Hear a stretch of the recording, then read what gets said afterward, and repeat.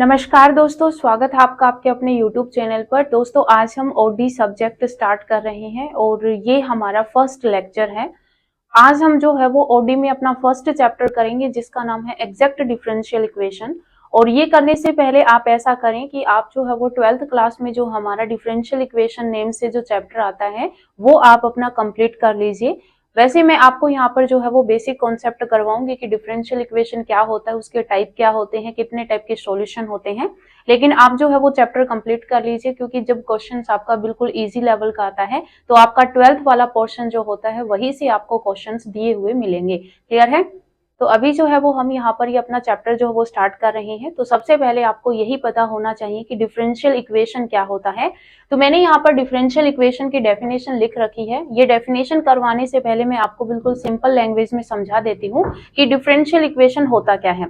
तो देखिए differential equation क्या होता है कि आपके पास एक इक्वेशन दी हुई होती है और उस इक्वेशन में आपके पास टर्म्स होती हैं और वो जो टर्म्स होती हैं वो आपके पास कुछ उसमें डिपेंडेंट वेरिएबल्स होंगे, कुछ आपके इंडिपेंडेंट वेरिएबल होंगे और उसमें एक आपका डेरिवेटिव भी शामिल होगा। और वो जो डेरिवेटिव होगा वो डिपेंडेंट वेरिएबल का इंडिपेंडेंट वेरिएबल के विद रिस्पेक्ट होगा। तो ये सारी टर्म्स मिलाकर आपके पास एक इक्वेशन होगी और वही जो इक्वेशन है वो आपकी डिफरेंशियल इक्वेशन कहलाती है। क्लियर है? अभी देखिए यहाँ पर जो डेफिनेशन मैंने लिखी हुई है वो देख लीजिए क्या है। डिफरेंशियल इक्वेशन की डेफिनेशन क्या कहती है कि an equation involving independent variable, एक इक्वेशन के अंदर क्या इन्वॉल्व होगा? Independent variable, dependent variable and the derivative of the dependent variable with respect to independent variable is called differential equation. यही जो मैंने आपको बिल्कुल सिंपल लैंग्वेज में समझाया वही यहाँ पर वर्डिंग में लिखा हुआ है कि आपके पास एक इक्वेशन होगी, उस इक्वेशन के अंदर क्या इन्वॉल्व होगा? डिपेंडेंट वेरिएबल्स होंगे, इंडिपेंडेंट वेरिएबल्स होंगे और डेरिवेटिव शामिल होगा। और डेरिवेटिव किस तरीके से होगा? डिपेंडेंट वेरिएबल का होगा इंडिपेंडेंट वेरिएबल के रिस्पेक्ट में। ठीक है, तो वो आपकी डिफरेंशियल इक्वेशन हो जाएगी। अब यहाँ पर मैथमेटिकली दिया हुआ है, मैथमेटिकली यहाँ पर दिखाया गया है कि डिफरेंशियल इक्वेशन को हम कैसे एक्सप्रेस कर सकते हैं। तो ये जो है वो इसके अंदर आपके पास एक्स वाई टर्म्स होंगी। ये एक्स वाई जो है वो आपका जैसे इक्वेशन गिवन होगी वहां पर आपको जो है वो पता चलेगा कि जैसे यहाँ पर जो वाई होता है अगर आपके पास सिर्फ एक ही डेरिवेटिव शामिल होता है, जैसे अगर सिर्फ और सिर्फ आपको मान लीजिए यहाँ पर इक्वेशन दे रखी है, मैं यहाँ पर जो है वो आपको एक एग्जांपल लिख के बता रही हूँ। जैसे मान लीजिए मैं यहाँ पर लिखती हूँ dy by d x equals to में 3। ठीक है, यहाँ पर मैंने एक इक्वेशन लिखी। यहाँ पर y जो है ये आपका डिपेंडेंट वेरिएबल है और x जो है ये आपका क्या है? x आपका इंडिपेंडेंट वेरिएबल है। तो y का with respect to independent variable x यहाँ पर डेरिवेटिव है।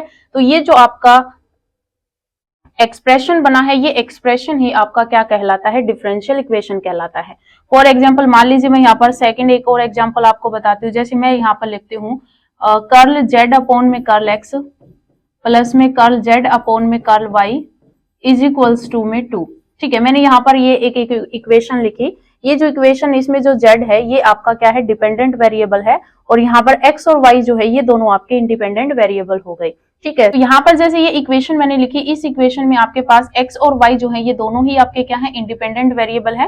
लेकिन अगर मैं इस इक्वेशन की बात करूं तो यहाँ पर जो आपका x है ये क्या है? इंडिपेंडेंट है और y जो है वो डिपेंडेंट है। तो आपको जिस हिसाब से इक्वेशन गिवन होगी उसके अकॉर्डिंग आपको वहां पर ये क्लियरिफाई करना है कि वहां पर जो है वो आपके पास कौन सा डिपेंडेंट वेरिएबल है, कौन सा इंडिपेंडेंट वेरिएबल है। क्योंकि जो डेरिवेटिव होगा वो अपॉन में जो आपके पास वेरिएबल होगा, जैसे यहाँ पर अपॉन में x है तो ये आपका इंडिपेंडेंट होगा क्योंकि डिपेंडेंट वेरिएबल का आपका डेरिवेटिव करना होता है with respect to independent variable. ठीक है, तो ये जो है ये आपके पास क्या है? ये आपके पास डिफरेंशियल इक्वेशन है। अगर मैं यहाँ पर और एक एग्जाम्पल आपको बताऊं डिफरेंशियल इक्वेशन का, मान लीजिए मैं यहाँ पर लिख देती हूँ 1 प्लस में dy बाई डी एक्स, इसकी पावर आपके पास 4 है और फिर पूरे की पावर जो है वो 4/3 है इक्वल्स टू में मैंने यहाँ पर लिखा मान लीजिए पी स्क्वायर। आप यहाँ पर कोई भी मतलब कोई भी वैल्यू हो सकती है पी स्क्वायर और फिर मैं यहाँ पर लिखती हूँ डी स्क्वायर वाई अपॉन में डी एक्स स्क्वायर। तो ये जो आपके पास एग्जाम्पल है ये भी किसका एग्जाम्पल है? डिफरेंशियल इक्वेशन का एग्जाम्पल है। क्लियर है? तो इस तरीके से जो है वो आपको यहाँ पर डिफरेंशियल इक्वेशन के बारे में बताया गया है कि ये जो है वो आपके पास डिफरेंशियल इक्वेशन होती है। आपको सिर्फ इतना ध्यान रखना है कि जो आपके पास डिफरेंशियल इक्वेशन होती है उसके अंदर आपके पास इंडिपेंडेंट वेरिएबल होता है, डिपेंडेंट वेरिएबल होता है और डिपेंडेंट वेरिएबल का with respect to independent variable derivatives होते हैं। ठीक है, तो वो आपके पास डिफरेंशियल इक्वेशन बन जाती है। अब देखिए यहाँ पर नेक्स्ट जो आपके पास आता है वो आता है टाइप्स ऑफ डिफरेंशियल इक्वेशन। तो देखिए यहाँ पर टाइप्स ऑफ डिफरेंशियल इक्वेशन जो है, इसमें आपके पास जो डिफरेंशियल इक्वेशन होती है उसके दो टाइप होते हैं। फर्स्ट आपके पास होता है ordinary differential equation and second जो है ये आपके पास होता है पार्शियल डिफरेंशियल इक्वेशन। अब आपको ये समझना है कि ऑर्डिनरी डिफरेंशियल इक्वेशन क्या होता है और पार्शियल डिफरेंशियल इक्वेशन क्या होता है। जो डेफिनेशन दी हुई है ये मैं आपको बाद में करवाऊंगी, पहले आपको बिल्कुल सिंपल वे से समझा देती हूँ। तो देखिए ऑर्डिनरी डिफरेंशियल इक्वेशन में क्या होता है कि आपके पास जो इंडिपेंडेंट वेरिएबल होता है वो सिर्फ एक ही होता है। तो जिस भी इक्वेशन के अंदर आपको सिर्फ और सिर्फ एक ही इंडिपेंडेंट वेरिएबल दे रखा हो, ठीक है, जहां पर एक ही इंडिपेंडेंट वेरिएबल हो, वो आपका ऑर्डिनरी डिफरेंशियल इक्वेशन कहलाता है। और जहां पर आपको एक से ज्यादा, मान लीजिए 1 2 हो गया, 3 हो गया, यानी कि 2 3 4 जितने भी आपके पास यहाँ पर हो, यानी कि मोर देन 1 अगर आपके पास इंडिपेंडेंट वेरिएबल है तो वहां पर आपके पास पार्शियल डिफरेंशियल इक्वेशन बनेगा। क्लियर है? यही जो है वो आपको यहाँ पर वर्डिंग में डेफिनेशंस में लिखा हुआ है। फर्स्ट है आपके पास ऑर्डिनरी डिफरेंशियल इक्वेशन। ये कहता है कि the differential equation which involve a single independent variable, यानी कि सिंगल का मतलब एक ही, तो यानी कि एक अगर आपके पास इंडिपेंडेंट वेरिएबल है तो वो आपके पास ऑर्डिनरी डिफरेंशियल इक्वेशन होगा। और सेकंड है आपके पास partial differential equation. Partial differential equation में है कि the differential equation which involve partial differential coefficients. जो पार्शियल डिफरेंशियल कोफिशिएंट्स का मतलब क्या है? पार्शियल डिफरेंशियल कोफिशिएंट्स क्या हो, जैसे मैंने यहाँ पर लिखा कर्ल जेड अपॉन में कर्ल एक्स, ठीक है, तो ये आपके पास क्या है? ये पार्शियल डिफरेंशियल कोफिशिएंट्स ही है। तो यहाँ पर इसका डेरिवेटिव अगर मैं लिखती हूँ जैसे कर्ल जेड अपॉन में कर्ल वाई, तो यहाँ पर दो आपके पास इंडिपेंडेंट वेरिएबल हैं, तो यहाँ पर जो आपके पास इक्वेशन बनेगी ये पार्शियल डिफरेंशियल इक्वेशन बनेगी। और अगर मैं ऑर्डिनरी डिफरेंशियल इक्वेशन का यहाँ पर अगर आपको एग्जांपल दूं तो dy by d x is equals to, अगर मैं यहाँ पर x लिख रही हूँ तो ये जो है वो आपके पास क्या है? ऑर्डिनरी डिफरेंशियल इक्वेशन का एग्जाम्पल है। क्लियर है? तो ऑर्डिनरी डिफरेंशियल इक्वेशन में सिर्फ एक इंडिपेंडेंट वेरिएबल होता है और जो पार्शियल डिफरेंशियल इक्वेशन होता है इसमें मोर देन 1 इंडिपेंडेंट वेरिएबल्स होते हैं, तो ये आपको याद रखना है। क्लियर है? एग्जाम्पल भी मैंने आपको यहाँ पर बता दिया। इक्वल में आपके पास यहाँ पर आप कुछ भी ले लीजिए, 2 3 4 5 जो भी है, ठीक है। तो यहाँ पर ये जो इक्वेशन है ये पार्शियल डिफरेंशियल इक्वेशन है। अब देखिए यहाँ पर जो आपके पास डिफरेंशियल इक्वेशन होती है उनके ऑर्डर निकालने आ जाते हैं, ऑर्डर निकालना आ जाता है या फिर डिग्री आपसे पूछ ली जाती है। तो नेक्स्ट जो आपका टॉपिक है वो है order and degree of differential equations. तो देखिए सबसे पहले हम बात करते हैं ऑर्डर की। तो देखिए यहाँ पर जो ऑर्डर, ये क्योंकि यहाँ पर जो लैंग्वेज में दिया हुआ है इसमें आप कंफ्यूज हो सकते हैं कि आपके पास डेफिनेशन क्या होती है, क्योंकि सारा खेल जो है वो लैंग्वेज का ही है। अगर आपको लैंग्वेज समझ सकते हैं तो ये जो आपके पास मैथ्स होते हैं सारी आपको जो है वो आसान लगेंगे, लेकिन लैंग्वेज अगर टफ होगी तो वहां पर आपको डेफिनेशंस वगैरह समझ में नहीं आती। तो यहाँ पर ऑर्डर जो होता है इसको निकालने का मैं आपको सीधा एक एग्जाम्पल बताऊंगी, उसके थ्रू ही जो है वो हम यहाँ पर समझेंगे कि ऑर्डर कैसे निकलता है और डिग्री कैसे निकलती है। तो देखिए मैं यहाँ पर एक एग्जाम्पल लिख के बता रही हूँ। देखिए मैंने यहाँ पर लिखा dy by d x is equals to में x, ठीक है। ये मेरे पास एक डिफरेंशियल इक्वेशन है और अगर मैं आपसे पूछूं कि इसका ऑर्डर क्या है, क्या पूछूं? ऑर्डर। तो ऑर्डर क्या होता है ये चीज आपको नोट करनी है। ऑर्डर जो आपको यहाँ पर डेरिवेटिव गिवन होता है, जैसे यहाँ पर dy बाई डी एक्स ये डेरिवेटिव है, ये जो डेरिवेटिव है इसमें यहाँ पर आपको हाईएस्ट ऑर्डर देखना है कि हाईएस्ट कितने टाइम आपका डेरिवेटिव हुआ है। तो यहाँ पर तो एक टाइम ही हुआ है, तो इसका जो ऑर्डर है वो आपका 1 ही हो जाएगा। क्या हो जाएगा? 1 हो जाएगा। अगर यहाँ पर यही इक्वेशन अगर इस तरीके से होती है डी स्क्वायर वाई अपॉन में d x square is equals to, मान लीजिए आपको यहाँ पर log x गिवन होता, तो ये जो है वो आपके पास डिफरेंशियल इक्वेशन है और इस डिफरेंशियल इक्वेशन में जो डेरिवेटिव है वो 2 टाइम हुआ है। तो मतलब यहाँ पर हाईएस्ट आपके पास ऑर्डर क्या हो जाएगा? हाईएस्ट टाइम डेरिवेटिव जो है वो आपके पास यहाँ पर 2 टाइम हुआ है, तो इसका मतलब यहाँ पर आपके पास जो ऑर्डर है वो क्या हो जाएगा? 2 हो जाएगा। क्लियर है? आपको सिर्फ ये देखना है कि जो डेरिवेटिव है वो कितने टाइम हुआ है, 2 टाइम हुआ है, 3 टाइम हुआ है या 4 टाइम हुआ है। जो इक्वेशन गिवन होगी उसमें जो हाईएस्ट डिफरेंशियल कोफिशिएंट होगा वही आपका क्या होगा? वही आपका ऑर्डर बन जाएगा। यही आपका डेफिनेशन में लिखा हुआ है कि the order of a differential equation is the order of the highest differential coefficients. जो आपके पास हाईएस्ट डिफरेंशियल कोफिशिएंट होगा उसका जो ऑर्डर होगा वही आपका क्या होगा? वही आपका ऑर्डर कहलाएगा। अब अगर मैं एक इक्वेशन देती हूँ, मान लीजिए मैंने यहाँ पर लिखा 7 डी की power 3 y D x cube, ठीक है, यानी कि डी क्यूब वाई अपॉन में डी एक्स क्यूब, प्लस में मैं यहाँ पर लिखूँ 8 डी स्क्वायर वाई अपॉन में डी एक्स स्क्वायर, फिर मैं यहाँ पर लिख देती हूँ 5 d y by d x is equals to में 4। ठीक है, मान लीजिए मैंने यहाँ पर एक डिफरेंशियल इक्वेशन लिख दी।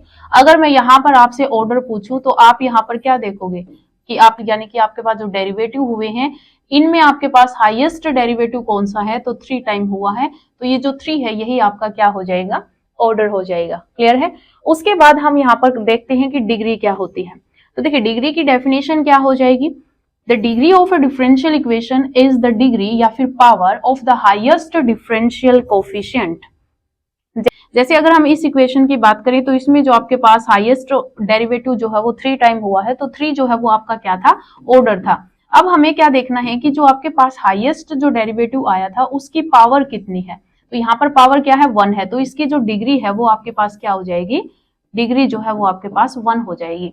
पहले आपको देखना है कि जो डिफरेंशियल इक्वेशन दे रखी है उस डिफरेंशियल इक्वेशन में आपके पास जो डेरिवेटिव है वो ज्यादा टाइम किस में हुआ है, यहाँ पर 3 टाइम हुआ है, यहाँ पर 2 टाइम हुआ है, यहाँ पर 1, तो ज्यादा किस में हुआ है, इसमें हुआ है, तो ये 3 जो है ये आपका ऑर्डर आ जाएगा। और जहां पर भी आपका डेरिवेटिव ज्यादा टाइम हुआ है उसकी पावर आपकी क्या होती है, डिग्री होती है। क्लियर है। लेकिन यहाँ पर ये चीज आपको ध्यान रखनी है, डिग्री निकालने के लिए आपके पास जो डिफरेंशियल इक्वेशन गिवन होती है वो आपकी क्लियर्ड होनी चाहिए रेडिकल्स से एंड फ्रैक्शंस से, यानी कि आपके पास जो डिफरेंशियल इक्वेशन गिवन होती है उसकी अगर आपको डिग्री पूछ ली जाए तो आप जो है वो उसको एज ए पॉलिनोमियल ट्रीट करें। जो इक्वेशन गिवन है उसको आप एज ए पॉलिनोमियल ट्रीट करें, तो जो पॉलिनोमियल होती है उसमें जो पावर्स होती हैं वो आपकी होल नंबर्स में होती हैं। ठीक है, तो होल नंबर में पावर होंगी तभी हम डिग्री जो है वो निकाल पाएंगे। जैसे मैंने आपको एक एग्जाम्पल दिया था डिफरेंशियल इक्वेशन का, क्या एग्जाम्पल दिया था, मैंने दिया था 1 प्लस में d y by d x इसकी पावर 4 और फिर पूरे की पावर 4/3 इक्वल्स टू में मैंने दिया p square d square y upon में डी एक्स स्क्र। ये मैंने आपको एक एग्जाम्पल दिया था। ठीक है, डिफरेंशियल इक्वेशन है ये। अगर मैं ये डिफरेंशियल इक्वेशन आपको देकर ये पूछ लेती हूँ कि इस डिफरेंशियल इक्वेशन में मुझे डिग्री बताओ, तो यहाँ पर जो है वो आप देख सकते हैं जो पावर है वो आपके पास क्या है, फ्रैक्शन में है। तो जब हमें डिग्री निकालनी होती है तो आपके पास जो पावर होती है वो फ्रैक्शन में नहीं होनी चाहिए। तो पहले हम इस फ्रैक्शन को ही जो है वो यहाँ पर सोल्व करेंगे। हम क्या करेंगे, जैसे 4/3 है यानी कि यहाँ पर जो है वो क्यूब रूट है, तो हम इस 3 को जो है वो क्या करेंगे, कैंसिल करेंगे। तो इसके लिए हम क्या करेंगे, दोनों साइड जो है वो हम क्यूब कर देंगे। क्या कर देंगे, दोनों साइड जो है वो हम यहाँ पर क्यूब कर देंगे। जैसे ही हमने यहाँ पर दोनों साइड क्यूब किया तो ये 3 से जो है वो 3 कैंसिल हो जाएगा। आपके पास क्या बचेगा, 1 प्लस में d y by d x की पावर 4 और फिर पूरे की पावर आपके पास 4 बचेगी। ठीक है, यानी कि फ्रैक्शन फ्री होगी आपकी ये टर्म। अगर हम यहाँ पर बात करें तो आपके पास क्या बन जाएगा, ये पी स्क्वायर की क्यूब जब हम करेंगे तो पी की पावर 6 हो जाएगा और फिर आपके पास डी स्क्वायर वाई अपॉन में डी एक्स स्क्वायर इसकी पावर जो है वो आपके पास 3 हो जाएगी। अब यहाँ पर जो आपके पास डेरिवेटिव आपको दिख रहा है, यहाँ पर डेरिवेटिव से 1 टाइम हुआ है, यहाँ पर डेरिवेटिव आपका 2 टाइम हुआ है, तो यहाँ पर अगर ऑर्डर होगा तो हाईएस्ट 2 टाइम हुआ है तो ऑर्डर आपका 2 हो जाएगा। और जहां पर भी हाईएस्ट डेरिवेटिव हुआ है उसी की हमें पावर देखनी होती है और जो पावर होती है वही आपकी डिग्री कहलाती है। तो यहाँ पर डिग्री कितनी हो जाएगी, 3 हो जाएगी। तो इस तरीके से हम जो है वो पहले फ्रैक्शंस में अगर पावर होगी तो उस फ्रैक्शन को हम सॉल्व करेंगे, देन हम एक पॉलिनोमियल की तरह जो है वो डिफरेंशियल इक्वेशन को बनाएंगे। फिर हमें यहाँ पर देखना है कि हाईएस्ट डेरिवेटिव कहाँ हुआ है, वो आपका ऑर्डर हो जाएगा और जो हाईएस्ट डेरिवेटिव हुआ है उसकी जो पावर होगी वो आपकी डिग्री हो जाएगी। क्लियर है। तो इस तरीके से जो है वो हम यहाँ पर डिग्री निकालते हैं। और रेडिकल्स की अगर हम बात करें, जैसे अगर मैं यहाँ पर लिखूं साइन एक्स, तो जो साइन एक्स है ये आपका एक सिंपल यहाँ पर जो है वो विदाउट रेडिकल आपको यहाँ पर एक ट्रिग्नोमेट्रिक फंक्शन दे रखा है। लेकिन अगर आपका एंगल में डेरिवेटिव दे दिया जाए तो ये रेडिकल्स हो जाती है। ठीक है, तो यहाँ पर अगर इस टाइप की टर्म्स अगर आपको दे दी जाए, जैसे ट्रिग्नोमेट्रिक फंक्शन हो गया या फिर लोगरिथमिक फंक्शन हो गया, उनके एंगल के अंदर अगर आपको क्या दे दिया जाए, उनके अंदर अगर आपको डेरिवेटिव दे दिया जाए तो वो रेडिकल्स हो जाता है। तो अगर इस टाइप की टर्म्स देकर आपसे डिग्री पूछ ली जाए तो वहां पर आप जो है वो सीधा ही लिख दीजिए डज नॉट एग्जिस्ट। यहाँ पर नेक्स्ट जो है वो आपके पास यहाँ पर सोल्यूशन दे रखा है डिफरेंशियल इक्वेशन का। तो देखिए सॉल्यूशन ऑफ डिफरेंशियल इक्वेशन क्या होता है, आपको बिल्कुल सिंपल वे से मैं समझा देती हूँ। देखिए जो सॉल्यूशन होता है डिफरेंशियल इक्वेशन का वो हम 3 टाइप से करते हैं। फर्स्ट जो आपका सॉल्यूशन होता है वो आपका जनरल सॉल्यूशन होता है। क्या होता है, जनरल सॉल्यूशन होता है। सेकंड जो है वो आपका यहाँ पर पर्टिकुलर सॉल्यूशन होता है। क्या होता है, पर्टिकुलर सॉल्यूशन, पर्टिकुलर सॉल्यूशन। और जो थर्ड होता है वो आपका यहाँ पर सिंगुलर सॉल्यूशन होता है। क्या होता है, सिंगुलर सॉल्यूशन। ठीक है, तो ये आपके तीन टाइप के सॉल्यूशन होते हैं किसी भी डिफरेंशियल इक्वेशन का। जब हम सॉल्यूशन निकालते हैं तो तीन टाइप से आपका सॉल्यूशन होता है। फर्स्ट आपका जनरल सॉल्यूशन होता है, सेकंड आपका पर्टिकुलर सॉल्यूशन होता है, और थर्ड आपका यहाँ पर सिंगुलर सॉल्यूशन होता है। अगर मैं आपको यहाँ पर समझाऊं कि जो जनरल सॉल्यूशन है वो किस तरीके से होता है, तो जो जनरल सॉल्यूशन होता है इसमें आपको ध्यान रखना है कि जब हम कोई आपको डिफरेंशियल इक्वेशन दे रखी है, उस डिफरेंशियल इक्वेशन का जब हम जनरल सॉल्यूशन निकालते हैं तो हम सीधा ही जो है वो इंटीग्रेशन करते हैं। तो आपके पास जब जनरल सॉल्यूशन निकलता है तो उस डिफरेंशियल इक्वेशन में आपके पास जो ऑर्डर होता है उस डिफरेंशियल इक्वेशन का, उस ऑर्डर के इक्वल ही आपके पास आर्बिट्रेरी कांस्टेंट्स आते हैं, वो आपका जनरल सॉल्यूशन होता है। अगर मैं यहाँ पर एग्जाम्पल के थ्रू आपको समझाऊं तो मैंने यहाँ पर एक एग्जाम्पल लिया था आपके लिए कि dy by d x is equals to, मान लीजिए मैंने यहाँ पर ले लिया 3, ठीक है, dy by d x is equals to मैंने यहाँ पर 3 लिया। ये आपके पास एक डिफरेंशियल इक्वेशन है।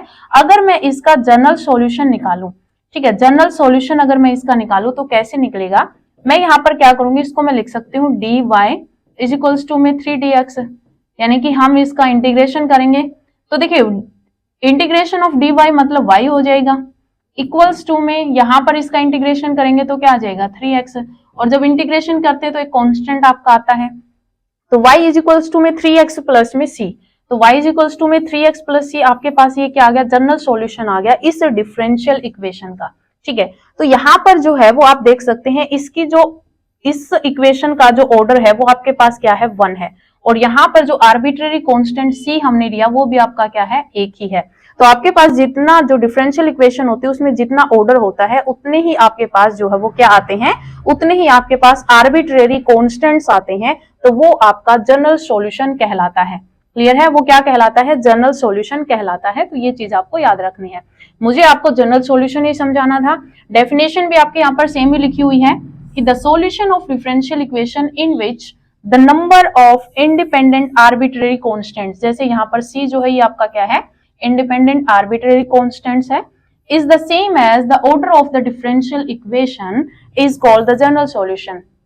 यानी कि ये आपका सेम होता है, किसके सेम होता है, ये आपका सेम होता है order of the differential equation के। तो ऑर्डर ऑफ डिफरेंशियल इक्वेशन 1 है और यहाँ पर आर्बिट्रेरी कांस्टेंट भी 1 है, तो ये आपका क्या हो जाता है, जनरल सॉल्यूशन होता है। और देखिए जब हमारे पास जनरल सॉल्यूशन होता है, उस जनरल सॉल्यूशन का जब हम डेरिवेटिव करते हैं, जैसे हमारे पास जनरल सॉल्यूशन क्या है, y इज इक्वल्स टू में 3x प्लस में c।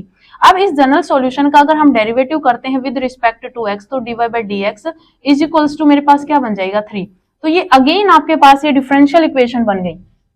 ठीक है, हमारे पास जो जनरल सॉल्यूशन था उस जनरल सॉल्यूशन का हमने सीधा यहाँ पर डेरिवेटिव किया। तो हमने जब इस जनरल सॉल्यूशन का सीधा यहाँ पर डेरिवेटिव किया तो आपके पास जो डिफरेंशियल इक्वेशन गिवन थी स्टार्टिंग में, वही डिफरेंशियल इक्वेशन वापस आ गई। तो जब ऐसा बनता है तो वहां पर जो आपके पास डिफरेंशियल इक्वेशन गिवन होती है वो आपकी एग्जैक्ट डिफरेंशियल इक्वेशन होती है। वैसे हम ये आगे पढ़ेंगे एग्जैक्ट डिफरेंशियल इक्वेशन क्या होता है, वहां पर ये डेफिनेशन हम पढ़ेंगे, लेकिन यहाँ पर मैंने एग्जांपल लिया तो मैंने आपको यहाँ पर बता दिया। हमने यहाँ पर इसका जनरल सॉल्यूशन निकाला, जनरल सॉल्यूशन का हमने यहाँ पर डायरेक्ट डेरिवेटिव किया, डेरिवेटिव करने के बाद जो स्टार्टिंग में हमारे पास इक्वेशन थी वो सेम इक्वेशन बन गई। तो इसका मतलब ये जो हमारे पास डिफरेंशियल इक्वेशन गिवन है वो हमारे पास एग्जैक्ट डिफरेंशियल इक्वेशन है।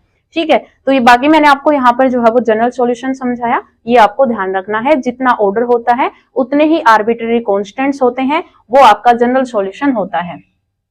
नेक्स्ट जो सेकंड पॉइंट है वो है आपका पर्टिकुलर सॉल्यूशन। अब आपको समझना है कि पर्टिकुलर सॉल्यूशन क्या होता है। तो देखिए पर्टिकुलर सॉल्यूशन के लिए मैं आपको यहाँ पर एग्जांपल देती हूँ। एग्जांपल है ये बी का ही एग्जांपल समझा रही हूँ मैं आपको। मान लीजिए मेरे पास इक्वेशन है dy by d x is equals to में 3, ठीक है, और कंडीशन दे दी कि y0 इज इक्वल्स टू में 3।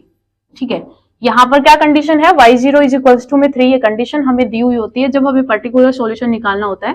तो देखिए यहाँ पर जो है वो हम इसको सॉल्व करेंगे तो मेरे पास क्या बनेगा, integration dy is equals to में इंटीग्रेशन dx 3dx। ठीक है, तो यहाँ पर क्या बनेगा, y इज इक्वल्स टू में 3x प्लस में c। अभी जो हमने यहाँ पर सॉल्व किया वही सेम एग्जाम्पल मैंने लिया है। अब यहाँ पर क्या कंडीशन है कि जब हम x की वैल्यू 0 रख रहे हैं तो y की वैल्यू क्या आ रही है, 3 आ रही है। तो यानी कि y की वैल्यू आपके पास 3 आ रही है इज इक्वल्स टू में हम जब x की वैल्यू क्या रख रहे हैं, 0 रख रहे हैं, तो आपके पास यहाँ पर क्या है 0, तो 0 बन जाएगा, प्लस में c तो c, यानी कि c की वैल्यू आपके पास कितनी आ गई, 3 आ गई। तो हमारे पास जो आर्बिट्रेरी कांस्टेंट है उसकी आपके पास एक वैल्यू आती है और वो वैल्यू जो है वो हम जनरल सॉल्यूशन के अंदर पुट करते हैं, तो हमारे पास पर्टिकुलर सॉल्यूशन बन जाता है। पर्टिकुलर सॉल्यूशन क्या हो जाएगा, अब आपका y इज इक्वल्स टू में 3x प्लस में 3। हम यहाँ पर क्या करते हैं, आपको जो कंडीशन गिवन होती है उसका यूज करके हमारे पास जो आर्बिट्रेरी कांस्टेंट आता है उसकी वैल्यू हम निकालते हैं, और वो जो वैल्यू आती है वो अगेन हम हमारा जो जनरल सॉल्यूशन होता है उसके अंदर पुट कर देते हैं, तो वो हमारे पास पर्टिकुलर सॉल्यूशन आ जाता है। यही आपका पर्टिकुलर सॉल्यूशन होता है, और मैंने यहाँ पर एग्जाम्पल के थ्रू समझा दिया। यहाँ पर इसकी डेफिनेशन लिखी हुई है, क्या कहता है कि the solution obtained by giving particular values to independent arbitrary constants. जो सॉल्यूशन हम जो ऑब्टेन करेंगे, किससे ऑब्टेन करेंगे, जो हमारे पास पर्टिकुलर वैल्यूज होती हैं आर्बिट्रेरी कांस्टेंट की, उस आर्बिट्रेरी कांस्टेंट की वैल्यू हम जनरल सॉल्यूशन में पुट करके हम सॉल्यूशन ऑब्टेन करते हैं, और वही जो सॉल्यूशन होता है वो आपका क्या कहलाता है, पर्टिकुलर सॉल्यूशन कहलाता है। क्लियर है। थर्ड जो है वो आपके पास है सिंगुलर सॉल्यूशन। तो देखिए सिंगुलर सॉल्यूशन हम कैसे निकालते हैं। सिंगुलर सॉल्यूशन जो है इसके लिए आप पहले तो बिल्कुल सिंपल इसकी जो डेफिनेशन है वो याद रखिए कि जो सिंगुलर सॉल्यूशन होता है इसमें कोई भी आर्बिट्रेरी कांस्टेंट नहीं होता है। ठीक है, आर्बिट्रेरी कांस्टेंट इसमें नहीं होता है, और जो सिंगुलर सॉल्यूशन है ये आप ना तो जनरल सॉल्यूशन की हेल्प से निकाल सकते हैं और ना ही आप इसको पर्टिकुलर सॉल्यूशन की हेल्प से निकाल सकते हैं। ये आपका एक अलग टाइप का ही सॉल्यूशन होता है। अब हम यहाँ पर देखेंगे कि सिंगुलर सॉल्यूशन जो होता है इसमें आपके पास जो है वो किस टाइप से जो है वो आप सिंगुलर सॉल्यूशन निकाल सकते हैं। इसको मैं एक एग्जाम्पल के थ्रू जो है वो आपको समझाऊंगी। मैं यहाँ पर आपको सिंगुलर सॉल्यूशन जो है वो बता रही हूँ हम किस तरीके से निकाल रहे हैं। मान लीजिए आपके पास एक डिफरेंशियल इक्वेशन है और डिफरेंशियल इक्वेशन आपको क्या दे रखी है, 8ab cube minus equals to ले लीजिए 27y। ये हमें एक डिफरेंशियल इक्वेशन दे रखी है, हमें इसका जो है वो सिंगुलर सॉल्यूशन निकालना है। तो देखिए आप इसका सिंगुलर सॉल्यूशन कैसे निकालोगे, आपके पास जो डिफरेंशियल इक्वेशन गिवन होती है उसको आप f के इक्वल ले लीजिए। f के इक्वल लूंगी तो मैं यहाँ पर इसको एक साइड ले लेती हूँ, तो यहाँ पर 8ab क्यूब माइनस में 27y, उस साइड क्या बचेगा, 0 बचेगा। ठीक है, तो ये इसको मैंने यहाँ पर किसके इक्वल ले लिया, f के इक्वल ले लिया। अब मैं यहाँ पर क्या करूंगी, इसका डेरिवेटिव करूंगी p के रिस्पेक्ट, और यहाँ पर ये जो p होता है ये आपका क्या होता है, ये p आपका dy बाई dx होता है।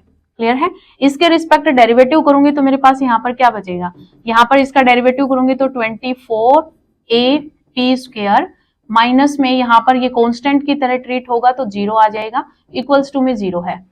अब आप क्या करोगे कि यहाँ पर जो curl F upon curl P है, यहाँ पर जो ये पी की जो टर्म आई है इसको हमें एलिमिनेट करना है। इसको एलिमिनेट करने के लिए इक्वल टू 0 लेके चलेंगे, तो यहाँ पर क्योंकि इक्वल टू 0 है तो यहाँ से जो है वो आपके पास ये उस साइड जाएगा, 0 बन जाएगा, पी स्क्वायर इक्वल टू 0 होगा, यानी कि पी की वैल्यू 0 आ जाएगी।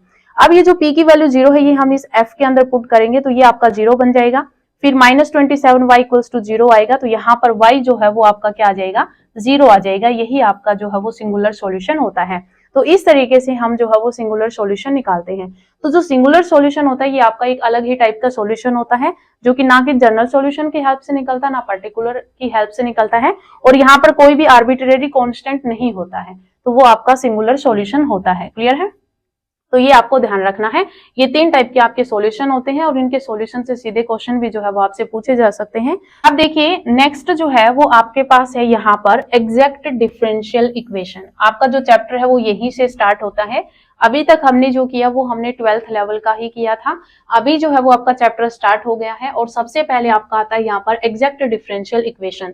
तो देखिए यहाँ पर इसकी डेफिनेशन क्या कहती है कि a differential equation is said to be exact, कि आपके पास जो डिफरेंशियल इक्वेशन होती है उस डिफरेंशियल इक्वेशन को हम एग्जैक्ट डिफरेंशियल इक्वेशन बोलेंगे if it is obtained from its general solution. जब हम इसके जनरल सॉल्यूशन से इसको ऑब्टेन करते हैं, और किस तरीके से ऑब्टेन करते हैं, directly by differentiation without any subsequent multiplication and elimination. ये क्या कहता है कि अगर हम किसी डिफरेंशियल इक्वेशन को एग्जैक्ट बोल रहे हैं, जैसे मैंने आपको वहां पर बताया था, वही जो मैंने आपको बताया था कि अगर आप इसका एग्जैक्ट जो आपके पास जनरल सॉल्यूशन आता है उस जनरल सॉल्यूशन का आप जब सीधा ही जो है वो डेरिवेटिव करके अगेन अगर आपके पास वो डिफरेंशियल इक्वेशन बन जाती है जो स्टार्टिंग में गिवन होती है, तो वो जो है वो आपके पास क्या होता है, वो इक्वेशन जो डिफरेंशियल इक्वेशन आपको गिवन होती है वो आपकी एग्जैक्ट होती है। वही डेफिनेशन यहाँ पर दी हुई है कि आप बिना किसी मल्टीप्लिकेशन के या फिर एलिमिनेशन के जब आप जनरल सॉल्यूशन का डायरेक्ट डेरिवेटिव करते हैं तो जो आपके पास इक्वेशन आ जाती है वो आपकी एग्जैक्ट डिफरेंशियल इक्वेशन होती है। क्लियर है? तो यही जो है वो डेफिनेशन लिखी हुई है। अब देखिए यहाँ पर जो है वो इसकी एक अनदर फॉर्म है कि एग्जैक्ट डिफरेंशियल इक्वेशन क्या होता है, उसकी डेफिनेशन ही है। तो ये डेफिनेशन क्या कहती है, देखिए ये जो डेफिनेशंस मैंने आपको फर्स्ट डेफिनेशन करवाई और जो ये डेफिनेशन करवाऊंगी, ये डेफिनेशन आपकी एज ए स्टेटमेंट पूछी जा सकती है, तो ये डेफिनेशन आपको पता होनी चाहिए। बाकी जब हम क्वेश्चन का सॉल्यूशन करते हैं तो वो यहाँ पर इस थ्योरम की जो ये डेफिनेशन ही बनती है, जो थ्योरम यहाँ पर दी हुई है, तो इस थ्योरम से ही जो है वो हम क्वेश्चंस को सॉल्व करते हैं। तो देखिए यहाँ पर जो आपके पास अनदर फॉर्म गिवन है, ये क्या कहती है कि the differential equation M D X plus N D Y equals to में जीरो। आपके पास जो डिफरेंशियल इक्वेशन होती है उसकी फॉर्म ये टाइप की होती है, where M and N are functions of X and Y. आपके पास जो m होता है और जो n होता है ये फंक्शंस होते हैं x और y के। इसको हम क्या बोलेंगे, एग्जैक्ट डिफरेंशियल इक्वेशन बोलेंगे if m dx plus n dy equals to में du। इसका मतलब यहाँ पर क्या है कि जो आपके पास M D X plus N D Y है, ये अगर हम किसी फंक्शन के डेरिवेटिव के रूप में अगर लिख पा रहे हैं, किसी फंक्शन को अगर हम उसके डेरिवेटिव के रूप में लिख पा रहे हैं, तो वो आपके पास जो इक्वेशन होती है वो आपकी डिफरेंशियल इक्वेशन बन जाती है। क्लियर है? तो यही चीज जो है वो यहाँ पर बताई हुई है कि आपके पास M D X plus N D Y equals to zero है और एम एन जो है ये आपके पास क्या है, फंक्शंस हैं एक्स और वाई के। और ये जो आपके पास डिफरेंशियल इक्वेशन है, इसको अगर हम M D X plus N D Y को इक्वल लिख पा रहे हैं डी यू के, तो ये आपके पास एग्जैक्ट डिफरेंशियल इक्वेशन बन जाती है। क्लियर है? अब देखिए यहाँ पर नेक्स्ट जो है ये आपके पास थ्योरम है और ये थ्योरम क्या कहती है कि the necessary and sufficient condition that the equation M D X plus में N D Y equals to में जीरो। ये जो आपके पास डिफरेंशियल इक्वेशन है, ये इक्वेशन जो है ये दे रखी है मे बी एग्जैक्ट। इसका मतलब क्या है, सफिशिएंट और नेसेसरी कंडीशन का मतलब क्या है कि हम जो है वो पहले इस इक्वेशन को जो है वो क्या लेके चलेंगे कि ये जो आपके पास डिफरेंशियल इक्वेशन है वो एग्जैक्ट है। देन हमारे पास जो है वो जब हम सॉल्यूशन करते हैं, क्योंकि यहाँ पर इस थ्योरम का प्रूफ होता है, हमें प्रूफ में नहीं जाना है, तो अगर आपके पास ये डिफरेंशियल इक्वेशन अगर आपको एग्जैक्ट दे रखी है, तो इसका मतलब है कि m का y के रिस्पेक्ट पार्शियल डेरिवेटिव और n का x के रिस्पेक्ट पार्शियल डेरिवेटिव जो है वो आपका क्या होना चाहिए, इक्वल होना चाहिए। तो ये जो आपके पास कंडीशन बनती है, इस कंडीशन का जो है वो हम जब क्वेश्चन सॉल्व करते हैं तो यूज करते हैं। एग्जैक्ट डिफरेंशियल इक्वेशन की मेन जब हम कहीं पर भी कोई डेफिनेशन देखते हैं तो आपको यही डेफिनेशन जो है वो बताई जाती है, और सॉल्यूशन जब हम करते हैं क्वेश्चंस का तब भी हम इसी डेफिनेशन का यूज करते हैं। तो अगर आपके पास M D X plus N D Y equals to zero exact differential equation है, तो इसका मतलब m का y के रिस्पेक्ट पार्शियल डेरिवेटिव और n का x के रिस्पेक्ट पार्शियल डेरिवेटिव आपका इक्वल होता है। तो ये आपकी नेसेसरी कंडीशन होती है। और अगर हम यहाँ पर सफिशिएंट कंडीशन की बात करें तो ये जो है वो हम लेके चलते हैं और इसको हमें जो है वो एग्जैक्ट प्रूव करना होता है। बाकी आपको यहाँ पर इसके थ्योरम के प्रूफ पर नहीं जाना है, आपको सिर्फ ये कंडीशन जो है वो पता होनी चाहिए। क्लियर है? उसके बाद देखिए यहाँ पर नेक्स्ट जो है वो आपके पास सॉल्यूशन आता है एग्जैक्ट डिफरेंशियल इक्वेशन का। तो नेक्स्ट जो आपका टॉपिक है वो है solution of an exact differential equation. तो देखिए आपके पास जो भी एक डिफरेंशियल इक्वेशन दी हुई होती है, उसका अगर हमें सॉल्यूशन निकालना है तो पहले आपको ये चेक करना है कि वो जो आपके पास डिफरेंशियल इक्वेशन है वो आपके पास एग्जैक्ट है या फिर नहीं है। तो एग्जैक्टनेस चेक करने के लिए आप क्या करोगे, वो जो आपको इक्वेशन दी हुई होती है M D X plus N D Y की फॉर्म में जो है वो आप उसको यहाँ पर कंपेयर करो, वहां से आपके पास m की वैल्यू आएगी और n की वैल्यू आएगी। देन आप उस m को y के रिस्पेक्ट डेरिवेटिव करो और n का x के रिस्पेक्ट पार्शियल डेरिवेटिव करो। देन अगर ये दोनों वैल्यू इक्वल आ जाती हैं तो इसका मतलब आपके पास जो डिफरेंशियल इक्वेशन गिवन है वो आपके पास एग्जैक्ट डिफरेंशियल इक्वेशन है। क्लियर है? उसके बाद यहाँ पर हमें सॉल्यूशन निकालना होता है। तो उस एग्जैक्ट डिफरेंशियल इक्वेशन का सॉल्यूशन जब निकालते हैं तो उसका फॉर्मूला होता है कि इंटीग्रेशन ओवर y कांस्टेंट। इसका मतलब यहाँ पर जो m वाली जो टर्म होती है उसमें हम y को कांस्टेंट ट्रीट करेंगे। ठीक है? तो integration over m dx plus में आपके पास आता है इंटीग्रेशन टर्म्स इन n, यानी कि n के अंदर वो टर्म्स हमें लेनी है नॉट कंटेनिंग x, जिसके अंदर x कंटेन ना हो। ठीक है? तो ये आपका सॉल्यूशन बनता है। इक्वल्स टू में आपके पास क्या आ जाएगा, c आ जाएगा। तो ये सॉल्यूशन जो है वो आपको याद रखना है। एग्जैक्ट जो है वो एक स्टेटमेंट के थ्रू जो है वो भी आपसे ये पूछी जा सकती है, तो ये आपको याद रखनी है। Integration over y constant mdx plus में integration terms in n not containing x, यानी कि हमें n की वो टर्म लेनी है जिसके अंदर x ना हो, dy इक्वल्स टू में c। ये आपका एग्जैक्ट डिफरेंशियल इक्वेशन का सॉल्यूशन बनता है। ये फॉर्मूला आपको याद रखना है। अब देखिए यहाँ पर जो है वो आपके पास जिस टाइप के क्वेश्चंस पूछे जा सकते हैं वो क्वेश्चन मैंने यहाँ पर लिया है, क्योंकि अगर आपके पास अगर आप ओडीपीडी कर रहे हो तो वहां पर जो है वो आपके पास क्वेश्चंस जो आएंगे अगर लेंथी आएंगे तो वहां पर आपको स्किप करने में ही जो है वो आपका फायदा है, नहीं तो आपका पेपर जो है वो कंप्लीट नहीं होगा। तो अगर आपके पास छोटे क्वेश्चन आते हैं तभी जो है वो आप उनको अटेम्प्ट करें, ठीक है। और यहाँ पर जो आपके जो छोटे क्वेश्चन बनते हैं और जितनी थ्योरी बनेगी, क्योंकि थ्योरी से क्वेश्चन जो है वो आपके ज्यादा आते हैं, तो जो थ्योरी बनेगी और जहां से आपके क्वेश्चन जो है वो छोटे बनते हैं वो सारा मैं आपको यहाँ पर जो है वो कवर करवाऊंगी। तो देखिए यहाँ पर जो है वो फर्स्ट क्वेश्चन हमें क्या दे रखा है, फाइंड द वैल्यू ऑफ ए। हमें यहाँ पर ए की वैल्यू जो है वो फाइंड आउट करनी है, assuming that the differential equation is exact. हमारे पास ये जो डिफरेंशियल इक्वेशन दे रखी है, ये डिफरेंशियल इक्वेशन हमें एग्जैक्ट दे रखी है। तो अगर हमारे पास जैसे आपके पास इक्वेशन की जो फॉर्म होती है वो एम डी एक्स प्लस में N D Y is equals to में 0 होती है, और ये जो हमें M D X plus N D Y ये जो फॉर्म दे रखी है डिफरेंशियल इक्वेशन की, ये हमें दे रखी है क्वेश्चन में कि ये एग्जैक्ट है। अगर ये दे रखा है कि ये जो आपके पास डिफरेंशियल इक्वेशन ये एग्जैक्ट है, तो इसका मतलब आपके पास क्या हो जाएगा कि जो आपके पास m का y के रिस्पेक्ट पार्शियल डेरिवेटिव और n का x के रिस्पेक्ट पार्शियल डेरिवेटिव जो है वो क्या है, इक्वल है, ठीक है। अगर हमें डिफरेंशियल इक्वेशन एग्जैक्ट दे रखी तो ये कंडीशन आपकी जो है वो होल्ड हो जाएगी। अब हम क्या करेंगे, कंपेयर करेंगे। m की वैल्यू आपके पास क्या होगी, कंपेयर करो, यहाँ पर dx हो जाएगा तो m की वैल्यू आपके पास क्या आ जाएगी, 1 प्लस में X square Y cube plus में a X square Y square, ठीक है। और n की वैल्यू अगर हम कंपेयर करेंगे तो n की वैल्यू आपके पास क्या आ जाएगी, n की वैल्यू आपके पास आ जाएगी यहाँ पर 2 प्लस में X cube Y square plus में एक्स क्यूब वाई, ये आपके पास n की वैल्यू आ जाएगी। अब हम क्या करेंगे, m का y के रिस्पेक्ट पार्शियल डेरिवेटिव करेंगे। तो पार्शियल डेरिवेटिव का मतलब होता है कि अगर हम y के रिस्पेक्ट पार्शियल डेरिवेटिव करें तो x आपका एज ए कांस्टेंट हम ट्रीट करेंगे। तो यहाँ पर हम y के रिस्पेक्ट पार्शियल डेरिवेटिव करें तो ये आपका 0 बन जाएगा क्योंकि कांस्टेंट है। यहाँ पर हम करेंगे तो आपके पास 3 आगे आ जाएगा, एक्स स्क्वायर वाई स्क्वायर बनेगा। फिर यहाँ पर करो, यहाँ पर हम y के रिस्पेक्ट ही कर रहे हैं तो आपके पास 2 आगे आ जाएगा, ए एक्स स्क्वायर आपका एज इट इज आएगा और y आ जाएगा, ठीक है। उसके बाद देखिए यहाँ पर इसका जो है वो हम x के रिस्पेक्ट करेंगे तो curl n upon curl x आ जाएगा, इक्वल्स टू में 2 का 0 हो जाएगा। यहाँ पर x के रिस्पेक्ट करें तो 3 आगे आ जाएगा, एक्स स्क्वायर वाई स्क्वायर हो जाएगा, और फिर प्लस में आपके पास यहाँ पर 3 आगे आ जाएगा, एक्स स्क्वायर वाई हो जाएगा। क्लियर है। अब देखिए यहाँ पर क्योंकि curl m upon curl y जो है वो इक्वल है curl n upon curl x के, तो ये दोनों टर्म्स आपकी इक्वल है, तो इसका मतलब ये टर्म और ये टर्म आपकी इक्वल हो जाएगी। तो यहाँ पर आप कंपेयर करो, देखिए ये दोनों तो आपके पास सेम ही है। यहाँ पर देखिए एक्स स्क्वायर वाई को हम यहाँ पर एक्स स्क्वायर वाई का कोफिशिएंट से जो है वो हम इसको क्या करेंगे, कंपेयर करेंगे, तो आपके पास 2a इज इक्वल्स टू क्या आ जाएगा, 3 आ जाएगा। तो a की वैल्यू आपके पास क्या आ जाएगी, 3/2, ये आपके पास आंसर हो जाएगा। तो इस तरीके से अगर आपको डिफरेंशियल इक्वेशन एग्जैक्ट दे रखी है तो आपको ये कंडीशन लेके चलनी होती है।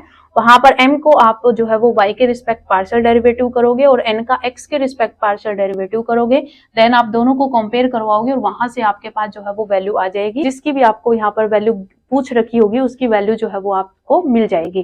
क्लियर है। तो इस तरीके से जो है वो हमें यहाँ पर क्वेश्चंस करने होते हैं और आपका जो क्वेश्चंस बनेगा आपका एक इस टाइप का क्वेश्चन बन सकता है। अब देखिए यहाँ पर नेक्स्ट जो है वो मैंने क्वेश्चन लिख रखा है और ये जो क्वेश्चन है इसमें मैं आपको यहाँ पर सॉल्यूशन बताऊंगी कि हम सॉल्यूशन कैसे निकालते हैं। इस क्वेश्चन का सॉल्यूशन कैसे होगा, सबसे पहले तो हम यहाँ पर एग्जैक्टनेस चेक करेंगे, तो उसके लिए जो है वो आप कर लीजिए, क्योंकि ये इक्वेशन जो मैंने ली है ये आपकी एग्जैक्ट डिफरेंशियल इक्वेशन ही है, लेकिन आप जो है वो खुद से करना। m का आपको y के रिस्पेक्ट पार्शियल डेरिवेटिव करना है और n का x के रिस्पेक्ट पार्शियल डेरिवेटिव करना है, और आपको चेक करना है कि दोनों इक्वल आएंगी या नहीं आएंगी। लेकिन मैंने जो यहाँ पर एग्जांपल उठाया ये आपका एग्जैक्ट डिफरेंशियल इक्वेशन है, तो ये दोनों इक्वल आएंगी। आप इनका डेरिवेटिव जो है वो करके देख लेना। फिर जो है जब आपके पास एग्जैक्ट डिफरेंशियल इक्वेशन बन जाती है, देन आपके पास जो है वो यहाँ पर इसका सोल्यूशन बनता है। सोल्यूशन क्या होता है, इंटीग्रेशन ओवर y कांस्टेंट, ठीक है, y कांस्टेंट आपके पास आता है m dx, प्लस में आपके पास इंटीग्रेशन होता है। फिर यहाँ पर आपको वो टर्म लेनी है जिसके अंदर आपका x जो है वो ना हो, ठीक है, मैं यहाँ पर शॉर्टकट में लिख रही हूँ, जहां पर x ना हो वो टर्म हमें लेनी है, dy इज इक्वल्स टू में c।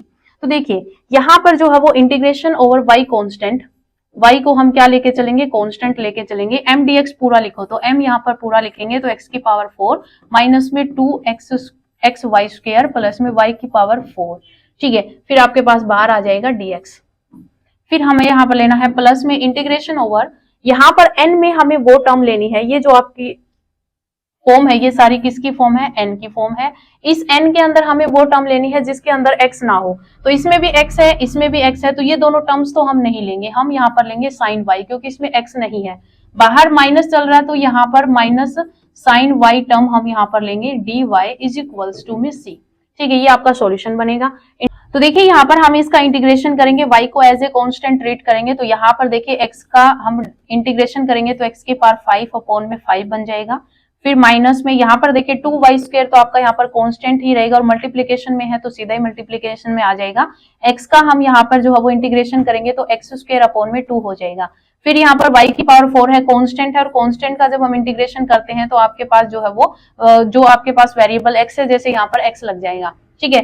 फिर प्लस में यहाँ पर देखिए आपके पास जो साइन y होता है इसका इंटीग्रेशन माइनस कोस y होता है, पहले से माइनस है तो यहाँ पर जो है वो आपके पास माइनस माइनस प्लस हो जाएगा कोस y, और फिर आपके पास इक्वल्स टू में ये आपका c आ जाएगा। तो ये जो है वो आपके पास क्या आ जाएगा, ये आपका सॉल्यूशन आ जाएगा किसका, एग्जैक्ट डिफरेंशियल इक्वेशन का। ये 2 से 2 कैंसिल हो जाएगा, आप इसको जो है वो लिख लेना। अब देखिए यहाँ पर जो है वो आपके पास क्या बनेगा, ये बन जाएगा x की पावर 5 अपॉन में 5, और फिर माइनस में ये बनेगा एक्स स्क्वायर वाई स्क्वायर, फिर प्लस में यहाँ पर बनेगा एक्स वाई की पावर 4, फिर प्लस में आपके पास बनेगा cos y is equals to में सी।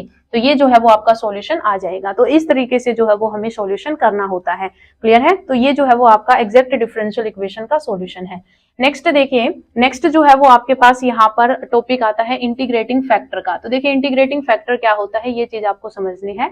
तो इंटीग्रेटिंग फैक्टर क्या होता है कि जैसे आपके पास कोई इक्वेशन गिवन होती है, जो डिफरेंशियल इक्वेशन होती है वो अगर आपकी एग्जैक्ट ना आए, एग्जैक्ट ना आए इसका मतलब आपके पास m का y के रिस्पेक्ट डेरिवेटिव जब n का x के रिस्पेक्ट डेरिवेटिव के इक्वल ना आए तो आपके पास जो इक्वेशन होती है वो आपकी एग्जैक्ट नहीं होती। तो जहां पर आपके पास इक्वेशन एग्जैक्ट नहीं होती तो हम उस डिफरेंशियल इक्वेशन को, जो कि किसकी फॉर्म होती है, m dx प्लस में n dy फॉर्म की जो आपके पास डिफरेंशियल इक्वेशन होती है, ये डिफरेंशियल इक्वेशन जब इस कंडीशन को होल्ड नहीं करता तो वहां पर आपके पास ये डिफरेंशियल इक्वेशन एग्जैक्ट नहीं होती। तो इस डिफरेंशियल इक्वेशन को एग्जैक्ट बनाने के लिए हम एक्स वाई के फंक्शन की यहाँ पर कोई ऐसी टर्म्स लेते हैं। मान लीजिए यहाँ पर जो है वो मैं 1 अपॉन में एक्स वाई एक आपको समझाने के लिए बता रही हूँ। अगर मैं 1 अपॉन में एक्स वाई का इस डिफरेंशियल इक्वेशन के साथ जो है वो मल्टीप्लाई करके यहाँ पर जो है वो मैं इस डिफरेंशियल इक्वेशन को एग्जैक्ट बना देती हूँ, और एग्जैक्ट बनाने के लिए आपके पास ये दोनों जो है इक्वल आ जाएंगे।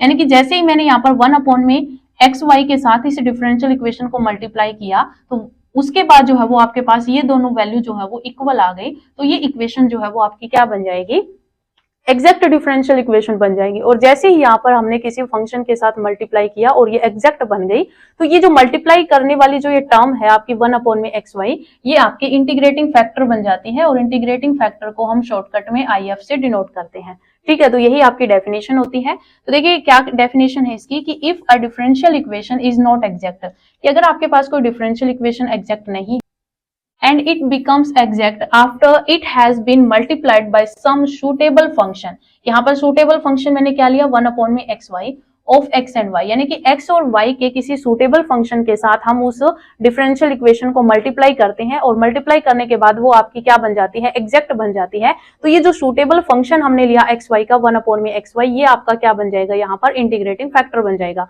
मैं ये नहीं कह रही कि आपका इंटीग्रेटिंग फैक्टर है, इसमें मैंने सिर्फ आपको समझाने के लिए लिया है एक सुटेबल फंक्शन, ठीक है। तो वो आपका क्या होता है, इंटीग्रेटिंग फैक्टर होता है, और इंटीग्रेटिंग फैक्टर को हम आई एफ से डिनोट करते हैं। अब आपके पास एक थ्योरम है, और ये जो थ्योरम है ये किससे रिलेटेड है, नंबर ऑफ इंटीग्रेटिंग फैक्टर से। तो जो आपके पास नंबर ऑफ इंटीग्रेटिंग फैक्टर होते हैं किसी भी आपके पास डिफरेंशियल इक्वेशन जो होता है उसके अंदर जो आपके पास नंबर ऑफ इंटीग्रेटिंग फैक्टर होते हैं वो आपके पास इनफाइनाइट होते हैं। क्या होते हैं, इनफाइनाइट होते हैं। ये चीज आपको याद रखनी है, ये सीधी थ्योरम जो है वो आपसे पूछी जा सकती है कि आपके पास किसी भी डिफरेंशियल इक्वेशन के कितने इंटीग्रेटिंग फैक्टर होते हैं। तो आपके पास infinite number of integrating factor होते हैं किसी भी डिफरेंशियल इक्वेशन के, क्लियर है। उसके बाद देखिए यहाँ पर नेक्स्ट जो है वो आपके पास कुछ टर्म्स मैंने यहाँ पर ले रखी है, क्योंकि कई बार ये होता है कि आपको सीधी ही ये टर्म्स जो है वो गिवन होती है और ऑप्शन में आपको इंटीग्रेटिंग फैक्टर गिवन होते हैं। तो अगर इस टाइप की अगर आपको फॉर्म गिवन हो क्वेश्चन में और आपको ऑप्शंस दे रखे हो, तो वहां पर जो अगर आपको ये याद होंगे तो आप सीधे ही जो है वो बता पाएंगे कि इनका इंटीग्रेटिंग फैक्टर क्या होगा। क्लियर है? तो आप ये जो है वो याद कर सकते हैं। तो देखिए यहाँ पर फर्स्ट जो है वो हमें ग्रुप ऑफ टर्म्स दे रखा है एक्स डी वाई माइनस में वाई डी एक्स। इसका इंटीग्रेटिंग फैक्टर जो होगा वो 1 में एक्स स्क्वायर होगा। ठीक है, अब देखिए यहाँ पर एक्स डी वाई था, ये प्लस का था, सेकंड जो टर्म ली यहाँ पर ये माइनस में हो गया, और जो माइनस वाई डी एक्स था यहाँ पर माइनस का था, ये प्लस में हो गया, यानी कि जो इनके साइन है वो चेंज हो गए, सेम एज इट इज आपकी टर्म है ऊपर वाली, बस यहाँ पर जो आपका साइन प्लस माइनस का जो था यहाँ पर आपका माइनस प्लस हो गया। ठीक है, अब देखिए यहाँ पर क्या है, इसमें स्टार्टिंग में x था तो 1 में एक्स स्क्वायर इंटीग्रेटिंग फैक्टर था, इसमें y था तो इसमें आपका 1 में वाई स्क्वायर। तो इस तरीके से आप यहाँ पर इनको याद कर सकते हैं। थर्ड टर्म जो है ये आपके पास क्या है, थर्ड टर्म जो है ये आपकी जो फर्स्ट दे रखी है ये आपकी एज इट इज ही है, लेकिन यहाँ पर जो आपका इंटीग्रेटिंग फैक्टर है वो आपके पास 1 में एक्स वाई है। ठीक है, अब क्या होता है कि जैसे आपको ये क्वेश्चन दे दिया कि एक्स डी वाई माइनस में वाई डी एक्स का इंटीग्रेटिंग फैक्टर बताओ, ऑप्शन में आपको ये दिया हुआ हो, बाकी आपको कोई और दिया हुआ हो, यानी कि ये छोड़ के कोई और दिया हुआ हो, तो वहां पर आपका इसका इंटीग्रेटिंग फैक्टर ये बन जाएगा, और अगर ऑप्शन में आपको ये डाल रखा तो वहां पर ये बन जाएगा। बाकी यहाँ पर ये जो इंटीग्रेटिंग फैक्टर है इनसे इनकी डिफरेंशियल इक्वेशंस बनती है वो आपकी अलग अलग बनते हैं इन दोनों में। ठीक है, लेकिन यहाँ पर सिर्फ इंटीग्रेटिंग फैक्टर जो है वो पूछा जा सकता है, तो ये आपको याद रखनी है। उसके बाद देखिए यहाँ पर फोर्थ हमें दे रखा है एक्स टी वाई माइनस में वाई डी एक्स, आपकी सेम ही है ये एक्स टी वाई माइनस में वाई डी एक्स, यहाँ पर आपका 1 में X square plus Y square बनता है। यहाँ पर जो आपके पास डिफरेंशियल इक्वेशन बनती है वो tan इनवर्स में बनती है। ठीक है, तो ये चीज जो है वो आपको थोड़ी सी ध्यान रखनी है। उसके बाद देखिए यहाँ पर फिफ्थ जो है ये आपके पास है एक्स डी वाई प्लस में वाई डी एक्स, इसके जो इंटीग्रेटिंग फैक्टर है वो आपके पास 1 में एक्स वाई की पावर n है। ये सेम टर्म है, बस यहाँ पर जो है वो प्लस दिया हुआ है। उसके बाद सिक्स्थ है कि एक्स डी एक्स प्लस में वाई डी वाई, तो एक्स डी एक्स जैसे यहाँ पर एक्स डी वाई था प्लस में वाई डी एक्स था, अब यहाँ पर एक्स के साथ डी एक्स आ गया और वाई के साथ डी वाई आ गया, तो यहाँ पर 1 में X square plus Y square की पावर n हो गया। तो ये आपके पास सिक्स्थ हो गया। सेवंथ इंटीग्रेटिंग फैक्टर में ग्रुप ऑफ टर्म्स हमें क्या दे रखा है, y e raise the power, यहाँ पर जो है वो हमें दे रखा x dx, तो y e raise the power x dx minus में e raise the power x dy, इसका इंटीग्रेटिंग फैक्टर 1 में y स्क्वायर होता है। तो ये जो मैंने यहाँ पर 7 टर्म्स लिख रखे हैं, ये टर्म्स आप थोड़ा सा याद रखें, यहाँ से सीधा क्वेश्चन आपका बन सकता है। क्लियर है? उसके बाद देखिए यहाँ पर नेक्स्ट जो है वो आपके पास रूल्स हैं, और ये रूल्स हैं आपके पास इंटीग्रेटिंग फैक्टर्स निकालने के। देखिए यहाँ पर ये जो रूल्स हैं ये आपको सिर्फ याद रखने हैं, और इंटीग्रेटिंग फैक्टर्स के रूल जो है ये आपके 5 रूल हैं, और यहाँ से अगर आपके पास क्वेश्चंस आएगा तो वो लेंथी बहुत हो जाएंगे, तो अगर एग्जाम में इस टाइप के क्वेश्चन आएंगे तो भी आपको जो है ये स्किप ही करने हैं। बस आपको ये रूल्स जो है वो याद रखने हैं, क्योंकि एज ए स्टेटमेंट क्वेश्चन जो है वो पूछा जा सकता है। तो देखिए यहाँ पर फर्स्ट रूल आपको क्या कहता है, if m of X Y, इसका मतलब क्या है कि आपके पास जो m और n होता है ये दोनों ही आपके फंक्शन होते हैं x और y के, तो यहाँ पर यही लिखा हुआ है कि m of X Y and n of X Y, इसका मतलब m जो है वो फंक्शन x y का और n आपका फंक्शन है x y का, are homogeneous functions in X Y. इसका मतलब क्या है, होमोजीनियस फंक्शन क्या होता है, मान लीजिए आपके पास जो है वो एक एफ ऑफ एक्स वाई आपको एक फंक्शन दे रखा है, अगर इस फंक्शन में मैं x को जो है वो लैम्डा x से जो है वो रिप्लेस कर दूं और y को लैम्डा y से रिप्लेस कर दूं, देन आपके पास जो इक्वेशन बन के आएगी, जो फंक्शन बन के आएगा वो लैम्डा की पावर में अगर आ जाता है, लैम्डा की power n F of X Y अगर आ जाता है, तो ये जो फंक्शन है वो आपका क्या बन जाता है, होमोजीनियस फंक्शन बन जाता है डिग्री n का।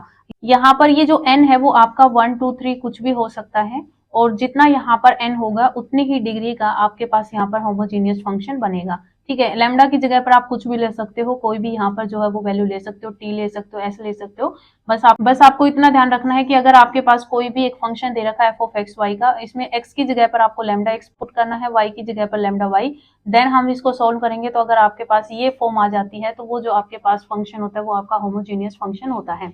ठीक है, इसमें भी यही दे रखा है कि यहाँ पर m ऑफ एक्स वाई और n ऑफ एक्स वाई है, ये दोनों आपके होमोजीनियस फंक्शन है, एंड द इक्वेशन, ये जो आपके पास इक्वेशन है m dx plus n dy equals to में 0 इज नॉट एग्जैक्ट, यानी कि ये डिफरेंशियल इक्वेशन अगर आपके पास एग्जैक्ट नहीं है, देन आपके पास जो है वो इंटीग्रेटिंग फैक्टर जो बनेगा वो क्या बनेगा, आपके पास जो m वाली जो टर्म है उसको आपको x से मल्टीप्लाई करना है, और जो n वाली टर्म है उसको आपको y से मल्टीप्लाई करना है और 1 के अपॉन में कर देना है, तो ये जो है वो आपके पास इंटीग्रेटिंग फैक्टर बनेगा।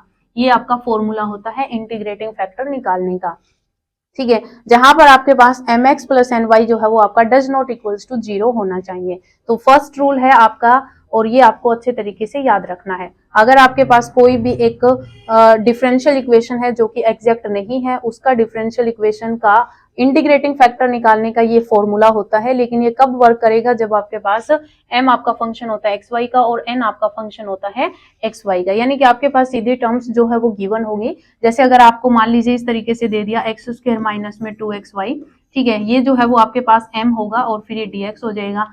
फिर मान लीजिए आपको यहाँ पर जो है वो प्लस में दे दिया एक्स क्यूब प्लस में 2xy, ठीक है, और फिर आपको यहाँ पर dy दे दिया। तो इस तरीके से देखिए ये जो है वो आपका एक्स वाई का फंक्शन है और ये जो है वो आपका एक्स वाई का ही फंक्शन है। तो ये m भी एक्स वाई का फंक्शन है और n भी, सीधी टर्म्स आपकी यहाँ पर बन रही है। तो ये फॉर्मूला लगाकर हम इसका इंटीग्रेटिंग फैक्टर जो है वो निकाल सकते हैं। क्लियर है? तो बस यहाँ पर ये टर्म्स जो है वो आपको देखनी होती है। तो ये आपका फर्स्ट रूल है। सेकंड रूल देखिए, सेकंड रूल कहता है कि if the equation m dx plus n dy equals to में 0, यानी कि अगर आपके पास कोई इक्वेशन है, ये इक्वेशन है और ये आपकी क्या है, एग्जैक्ट नहीं है। क्या है? एग्जैक्ट नहीं है, not exact, and is the form. और अगर आपके पास जो ये डिफरेंशियल इक्वेशन दे रखी है, इसकी फॉर्म अगर इस टाइप की है, किस टाइप की है कि f ऑफ एक्स वाई, बाहर मल्टीप्लाई में y dx है, फिर प्लस में आपको दे रखा है कि जो g आपके पास फंक्शन है वो एक्स वाई का फंक्शन है और बाहर x मल्टीप्लाई में dy है, इक्वल्स टू में 0, यानी कि इस फॉर्म में आपके पास जो है वो डिफरेंशियल इक्वेशन होगी। और इस फॉर्म की जब आपको डिफरेंशियल इक्वेशन गिवन होगी तो वहां पर इंटीग्रेटिंग फैक्टर निकालने का जो फॉर्मूला होगा वो होगा 1 अपॉन में m को तो आपको x से मल्टीप्लाई करना है और n को y से मल्टीप्लाई करना है। पहले वाले में हमें प्लस करना था, यहाँ पर माइनस करना है, और ये आपका इंटीग्रेटिंग फैक्टर होगा। और जो अपॉन में जो टर्म है mx माइनस ny, ये आपकी डज नॉट इक्वल्स टू 0 होनी चाहिए, ठीक है, डज नॉट इक्वल्स टू 0।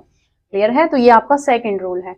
उसके बाद देखिए यहाँ पर रूल नंबर थर्ड क्या कहता है कि इफ द इक्वेशन, ये आपके पास वही इक्वेशन है m dx प्लस में n dy इक्वल्स टू में 0, ये इक्वेशन अगर आपके पास एग्जैक्ट नहीं है, एंड साथ में इन्होंने ये कह रखा है कि कर्ल m अपॉन में कर्ल y, उसमें से आपको घटाना है कर्ल n अपॉन में कर्ल x अपॉन में n, ये टर्म जो है वो आपको सोल्व करनी है। और ये टर्म सोल्व करने के बाद ये जो आपकी टर्म है वो सिर्फ और सिर्फ आपके पास किस में बचे, x में बचे, यानी कि y की उसके अंदर कोई भी टर्म्स ना हो, उसको जो है वो हम fx नाम दे रहे हैं। सिर्फ और सिर्फ कौन सी टर्म बचेगी, ये जब हम सोल्व करेंगे ऐसा करके कि m का y के रिस्पेक्ट डेरिवेटिव और n का x के रिस्पेक्ट पार्शियल डेरिवेटिव हमें करना है, अपॉन में n वाली टर्म हमें यहाँ पर लिखनी है, उसको हम सोल्व करेंगे और वो सिर्फ और सिर्फ आपके किस में बचेगी, x में बचेगी, उसको हमने fx नाम दे दिया।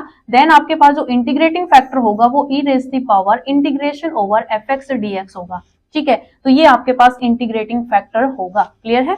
उसके बाद देखिए यहाँ पर फोर्थ रूल क्या कहता है, फोर्थ रूल में है कि if the equation m dx plus n dy equals to में 0 इज नॉट एग्जैक्ट, कि अगर आपके पास ये डिफरेंशियल इक्वेशन क्या हो, एग्जैक्ट ना हो, देन हम यहाँ पर सोल्व करेंगे, क्या सोल्व करेंगे, कर्ल n अपॉन में कर्ल x, n का x के रिस्पेक्ट पार्शियल डेरिवेटिव और m का y के रिस्पेक्ट पार्शियल डेरिवेटिव। इसमें पहले जो है वो आपके पास curl m upon curl y था, यहाँ पर कर्ल n अपॉन में कर्ल x है, दोनों को माइनस ही करना है।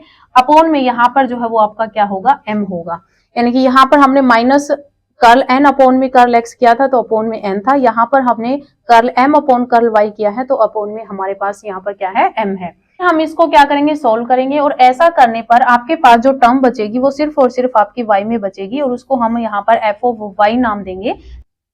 देन आपके पास इंटीग्रेटिंग फैक्टर निकालने का जो फॉर्मूला होगा वो आपके पास होगा e raise the power integration over f y dy। यहाँ पर इसको सॉल्व करेंगे वो आपका क्या होगा, इंटीग्रेटिंग फैक्टर होगा। तो ये जो है वो आपका रूल नंबर 4 है।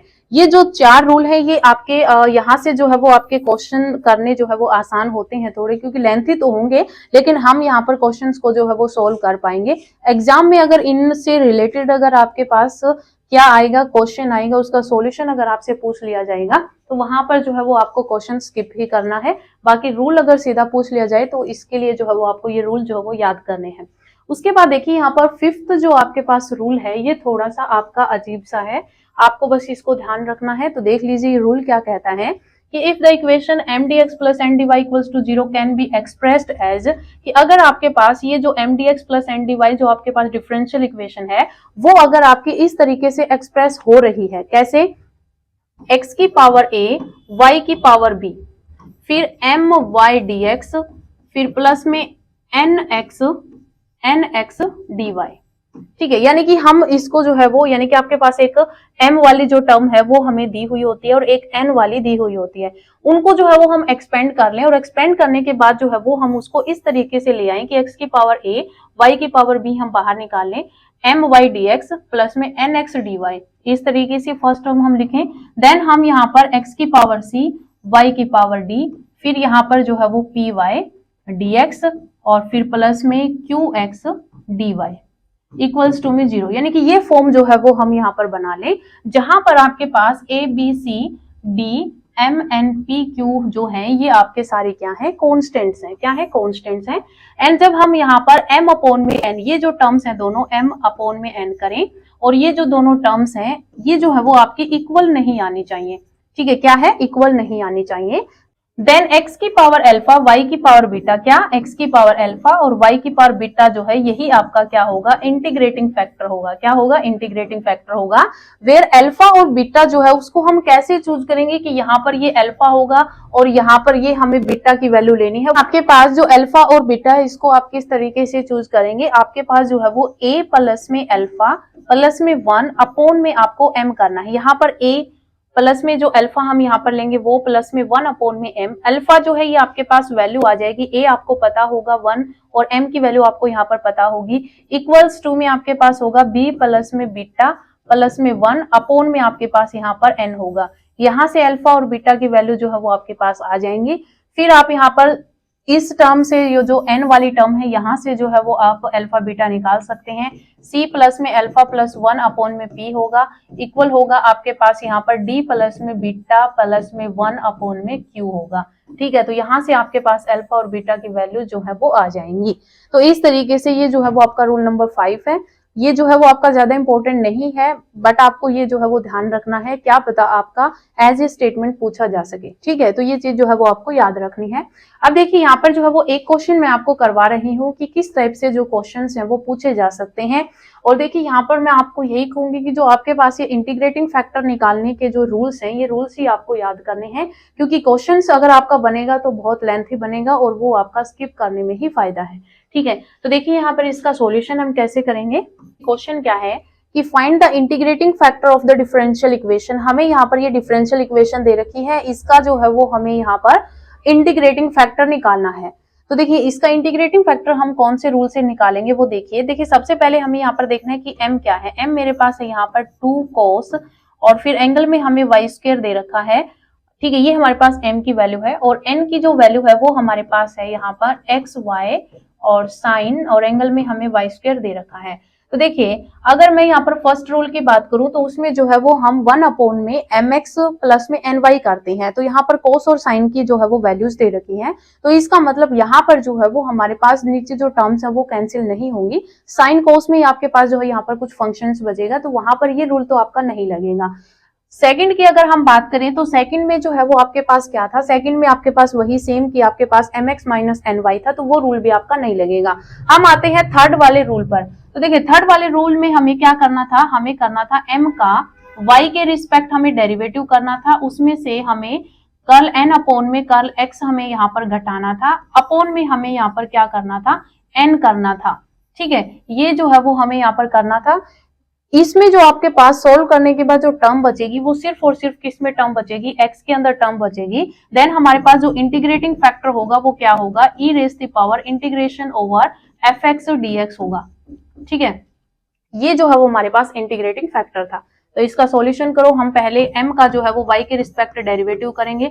तो करो, यहाँ पर जो है वो आपके पास क्या हो जाएगा, क्योंकि देखिए यहाँ पर जो है वो हमें एंगल दे रखा है y स्क्वायर, तो हम पहले क्या करेंगे, हम कोस y स्क्वायर का यहाँ पर डेरिवेटिव करेंगे। तो कोस का क्या बन जाएगा, कोस का जो डेरिवेटिव होता है वो माइनस साइन होता है, तो यहाँ पर हो जाएगा आपका माइनस में 2 साइन y स्क्वायर और फिर यहाँ पर एंगल का होगा, तो एंगल का जब आप करोगे तो 2y होगा। क्या होगा, 2y होगा। तो आपके पास यहाँ पर क्या बनेगा, माइनस का 4y साइन y स्क्वायर बनेगा। ठीक है, तो यहाँ पर जब हमने m का y के रिस्पेक्ट पार्शियल डेरिवेटिव किया तो हमारे पास ये आ गया। अब हम क्या करेंगे, n का जो है वो x के रिस्पेक्ट पार्शियल डेरिवेटिव करेंगे। तो x के रिस्पेक्ट यहाँ पर पार्शियल डेरिवेटिव करो तो y को आप कांस्टेंट ट्रीट करोगे, तो x के रिस्पेक्ट करोगे तो आपके पास यहाँ पर सीधा ही आ जाएगा y X Y sine Y square. Clear है। अब देखिए यहाँ पर जो है वो आपके पास, क्योंकि यहाँ पर माइनस का साइन है, अगर हम यहाँ पर इसको जब हम वो करवाते हैं, कंपेयर कराते हैं M D X and D Y से, तो यहाँ पर वैल्यू प्लस की होती है, तो यहाँ पर माइनस दे रखा है, इसका मतलब यहाँ पर वैल्यू जो है वो आपकी माइनस की आएगी। तो यहाँ पर जो है वो आपके पास minus Y sine Y square बचेगा।